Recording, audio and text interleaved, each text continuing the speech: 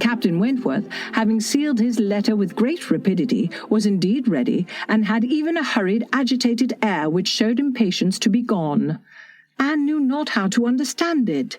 She had the kindest "Good morning, God bless you," from Captain Harville, but from him not a word, nor a look. He had passed out of the room without a look. She had only time, however, to move closer to the table where he had been writing, when footsteps were heard returning. The door opened. It was himself. He begged their pardon, but he had forgotten his gloves, and instantly crossing the room to the writing table, he drew out a letter from under the scattered paper, placed it before Anne with eyes of glowing entreaty fixed on her for a time, and hastily collected his gloves, was again out of the room almost before Mrs. Musgrove was aware of his being in it. The work of an instant! The revolution which one instant had made in Anne was almost beyond expression. The letter, with a direction hardly legible, to Miss A.E., was evidently the one which he had been folding so hastily. While supposed to be writing only to Captain Benwick, he had been also addressing her. On the contents of that letter depended all which this world could do for her. Anything was possible. Anything might be defied rather than suspense. Mrs. Musgrove had little arrangements of her own at her own table. To their protection she must trust, and sinking into the chair which he had occupied, succeeded to the very spot where he had leaned and written. Her eyes devoured the following words: "I can listen no longer in silence. I must speak to you by such means as are within my reach. You pierce my soul. I am half agony, half hope. Tell me not that I am too late, that such precious feelings are gone forever. I offer myself to you again with a heart even more your own than when you almost broke it 8 years and a half ago."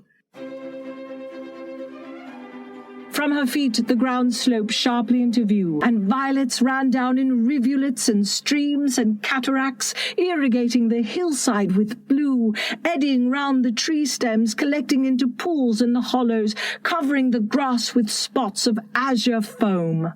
But never again were they in such profusion.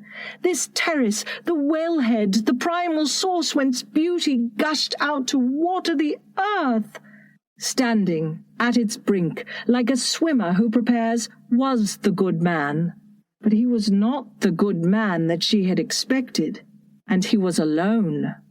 George had turned at the sound of her arrival.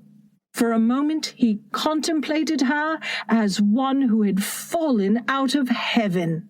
He saw radiant joy in her face. He saw the flowers beat against her dress in blue waves, the bushes above them closed. He stepped quickly forward and kissed her. "I would leave you tomorrow," continued I, "and never again come under this roof but for my child." I paused a moment to steady my voice. "What in the devil's name is this, Helen?" cried he. "What can you be driving at?" "You know perfectly well. Let us waste no time in useless explanation. But tell me, will you—" He vehemently swore he knew nothing about it, and insisted upon hearing what poisonous old woman had been blackening his name, and what infamous lies I had been fool enough to believe. "Spare yourself the trouble of forswearing yourself and racking your brains to stifle truth with falsehood," I coldly replied. "I have trusted to the testimony of no third person. I was in the shrubbery this evening, and I saw and heard for myself. This was enough."